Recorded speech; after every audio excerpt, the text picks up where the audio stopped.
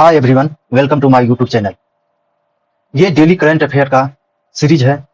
आज के current affair में हम साइंस के एक इम्पोर्टेंट टॉपिक पर बात करेंगे। जब भी इन्वायरमेंट पोल्यूशन की बात आती है तो फॉसिल फ्यूल का बर्निंग सबसे मोस्ट इम्पोर्टेंट टॉपिक हो जाती है, और इन्वायरमेंट पोल्यूशन में ये एक चंक पार्ट में पार्टिसिपेट करते हैं। तो इस आधार पर आज का टॉपिक जो है वो बहुत इंपॉर्टेंट है एग्जाम पॉइंट ऑफ व्यू से, और सभी कॉम्पिटिटिव एग्जाम के लिए इसी टॉपिक पे यूपीएससी का पीवाईक्यू भी बनती है।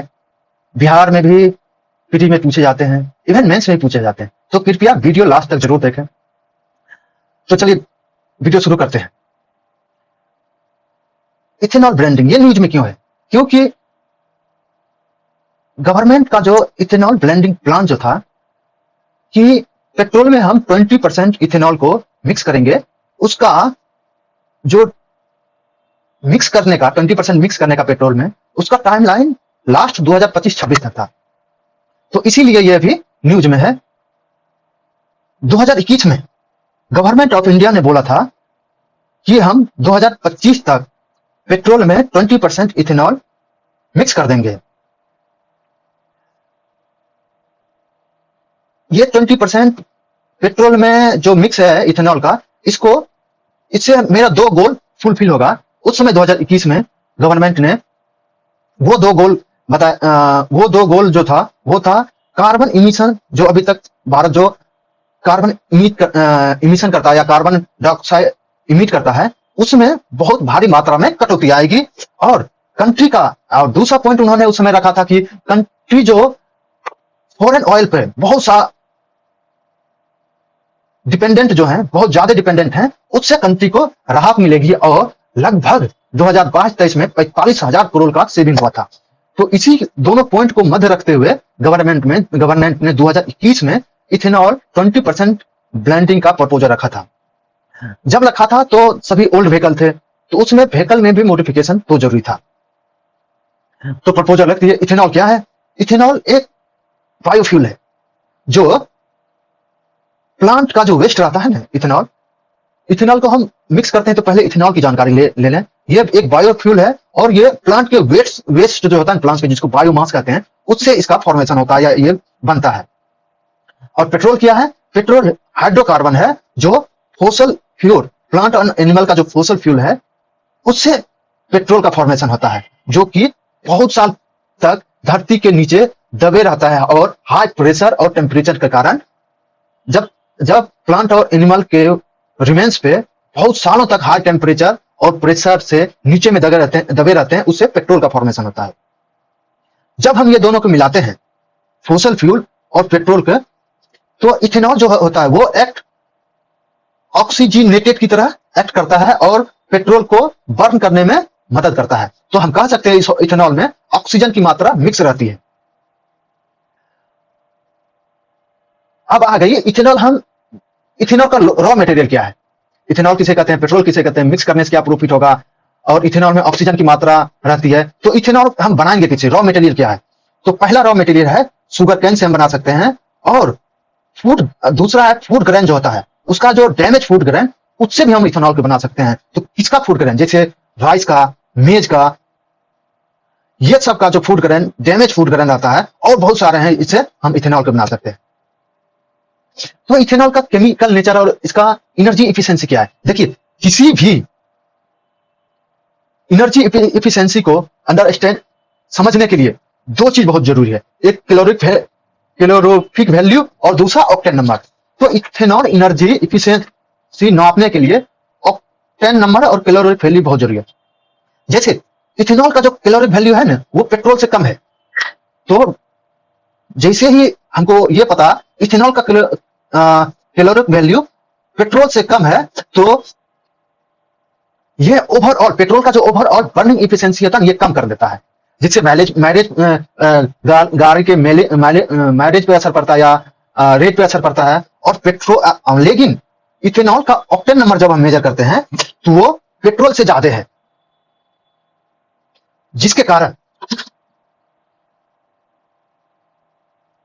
तो इसका क्या है, जब इस तो इसके कारण इसके पास पोटेंशियल है to reduce the knock resistance significance.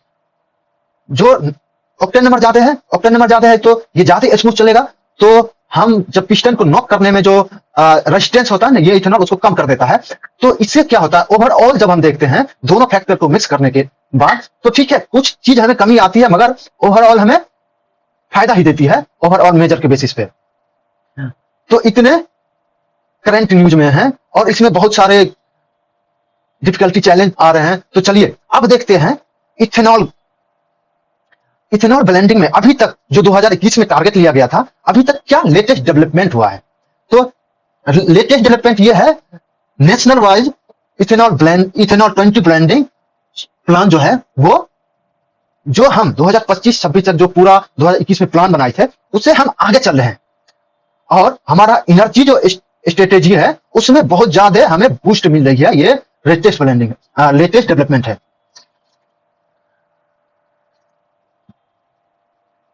चलिए ये समरी टेबल देखते हैं फिर क्या लेटेस्ट डेवलपमेंट में क्या हुआ।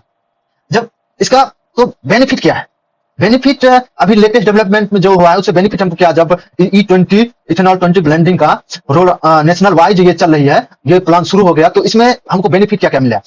बेनिफिट मिल रहा है कि हम ऑयल जो इंपोर्ट करते हैं उसमें बहुत भारी मात्रा में रिडक्शन मिला है, मतलब रिड्यूस हुआ है, और जो कार्बन डाइऑक्साइड को हम इमिट करते हैं उसमें भी हमको रिडक्शन मिला है। और सबसे इंपॉर्टेंट पॉइंट ये है बेनिफिट का, जो फार्मर का इनकम, जो गवर्नमेंट ने फार्मर का इनकम डबल करने का टारगेट लिया है, उसमें ये इथेनॉल ब्लेंडिंग बहुत ज्यादा फार्मर इनकम ग्रोथ हो रहा है। और इंडिया जो है आत्मनिर्भर की तरफ, मतलब एनर्जी सिक्योरिटी में धीरे धीरे अपना कदम रखते हुए आगे बढ़ रही है। तो ये बेनिफिट था, पहला ऑयल इंपोर्ट पर रिडक्शन हुआ है, कार्बन इमिशन भी लो हुआ है, फार्मर का इनकम ग्रोथ हुआ है, और एनर्जी सिक्योरिटी में भारत सेल्फ सफिशिएंट बन रहा है। अब हम कंसर्न की बात करते हैं। अभी कंसर्न क्या हो जाए, मतलब इथेनॉल 20 ब्लेंडिंग में कंसर्न क्या क्या आ रहा है, वही कह रहे थे, माइलेज ड्रॉप हो रहा है, जो गाड़ी का एवरेज ड्रॉप हो रहा है, इंजन का इशू आ रहा है, और मेंटेनेंस वही मेंटेनेंस स्पाइक जो आ रहा है उसमें इशू आ रहा है। इंश्योरेंस वाले जो है इथेनॉल 20 को कवर अभी तक नहीं किए हैं, तो ये भी एक मेजर फैक्टर है। ये एरिया मतलब चैलेंज, इस एरिया में चैलेंज आ रहा है। तो गवर्नमेंट का इसमें चैलेंज में क्या स्टांस है, उसमें है कि डरने की कोई बात नहीं है, और जो भी हमें प्रॉफिट है उसको हम प्रमोट करेंगे, उसको हम इंप्रूव करेंगे, और चैलेंज को भी देखते हैं धीरे धीरे। और ये जो कंसर्न है वो गवर्नमेंट बोर्ड के, ये सारे अनसाइंटिफिक है, इसको हम इंप्रूव कर सकते हैं। इसमें तो इस इथेनॉल ब्रांडिंग प्लान में क्या, किस चीज की सपोर्ट, पॉलिसी क्लियरिटी का सपोर्ट होना चाहिए, ऑटोमेकर गाइडेंस होना चाहिए, गवर्नमेंट को बनाना चाहिए, और consumer protection and are critical for sustainability. Consumer का प्रोटेक्शन जो होता है वो सस्टेनेबल होना चाहिए। इतना हमारा लेटेस्ट डेवलपमेंट का समरी था। चलिए अब इथेनॉल ब्लेंडिंग का हम स्टैटिक्स पार्ट देखते हैं। तो पहले इथेनॉल ब्लेंडिंग तो हो गया, पढ़ लिए, मगर इथेनॉल ब्लेंडिंग E20 10% मिक्स करते हैं, 10% इथेनॉल, E10 फ्यूल को 10% इथेनॉल होती है और 90% पेट्रोल, दोनों को मिक्स करते हैं तो इथेनॉल 10 बनता है। उसी 10% इथेनॉल को 20% करके इथेनॉल 20 और 90% पेट्रोल घटा करके 80% कर गया।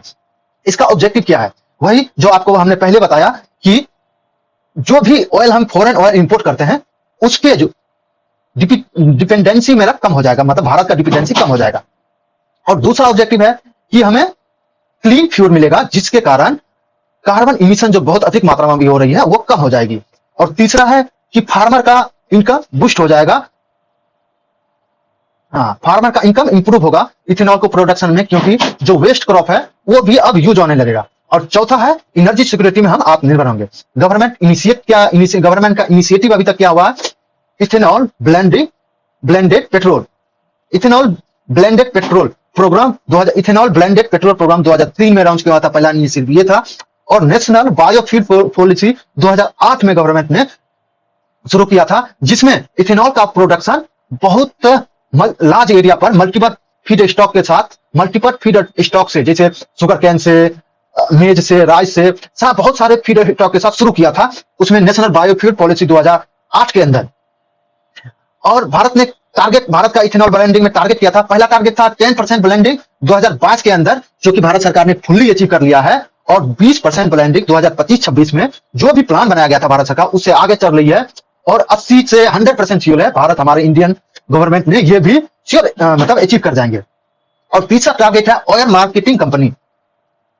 ऑयल मार्केट कंपनी को ये मैंडेट कर देगा कि आप सेल कीजिए blended fuel, ethanol blended fuel है उसको सेल कीजिए। ये नहीं कि हम प्रोड्यूस कर देंगे और सेल करने का मतलब ऑयल मार्केटिंग कंपनी सेल ही नहीं करेगा, तो ये भी एक ड्रॉबैक की तरह, मगर ये टारगेट में लिया गया। जब इथेनॉल ब्लेंडिंग करते हैं तो लार्ज स्केल पर लॉन्ग टर्म में हमें क्या क्या बेनिफिट मिलता है। पहला बेनिफिट है कि हम अपना फॉरेन एक्सचेंज को हैवी मात्रा में सेव कर सकते हैं, जैसे 2022-23 में 41,500 करोड़ को सेव किए थे। दूसरा बेनिफिट है कि हम कार्बन इमिशन को कम कर सकते हैं। और तीसरा है कि जैसे शुगर कैन और ग्रेन में सरप्लस जो हमें उपजाऊ होता था, उसको हम यूज करके, उसका पहले वेस्ट बहुत ज्यादा था, अब वेस्ट को हम रिड्यूस कर सकते हैं। चैलेंज क्या है? चैलेंज में क्या है? Feedstock availability. Sugarcane need to lost, sugarcane जो हम उपजाऊ करते हैं, जब इसको लगाते हैं, इसमें बहुत सारे वाटर की जरूरत है। तो पहला ये वाटर क्या है। और अभी देश में डिबेट चल रहा है फूड और फ्यूल का डिबेट, तो ये एक बहुत बड़ा चैलेंज है। दूसरा चैलेंज है इंफ्रास्ट्रक्चर का, जो कि अभी स्टोरेज बनाना है, डिस्टिलरी बनाना है, ये डेवलपमेंट, ये है कैपिटल इन्वेस्टमेंट, ये भी बहुत एक बड़ी चैलेंज है। और तीसरा व्हीकल, जो एग्जिस्टिंग व्हीकल है अभी तक जो भारत में मोस्टली एग्जिस्टिंग व्हीकल, वो E10 के लिए, इथेनॉल 10 के लिए सुटेबल है, लेकिन इथेनॉल 20 इसमें अपग्रेडेशन बहुत जरूरी है। और चौथा है कि इथेनॉल का प्राइस वोलेटाइल होता है, ये फ्लक्चुएट करते रहता है, ये एक बहुत बड़ा चैलेंज है। तो हम वे फॉरवर्ड क्या इसमें दे सकते हैं कि डाइवर अपना फीड स्टॉक को डाइवर्सिफाई कर सकते हैं, और सेकेंड जनरेशन इथेनॉल को प्रमोट करेंगे, सप्लाई चेन को मजबूत करेंगे, स्टोरेज कैपेसिटी बढ़ाएंगे, अवेयरनेस लाएंगे कि आप E20 गाड़ी, इथेनॉल 20 गाड़ी को अपग्रेड कीजिए और व्हीकल इंजन को मॉडिफाई कीजिए। आज का टॉपिक में ये सारे इंपॉर्टेंट हैं जो आपके पॉइंट ऑफ व्यू से डिस्कस किया गया इस वीडियो में। अगर ये वीडियो आपको पसंद आई तो शेयर कीजिए, हमारे चैनल को फॉलो कीजिए, सब्सक्राइब कीजिए। तो इसी के साथ आज का वीडियो समाप्त करते हैं।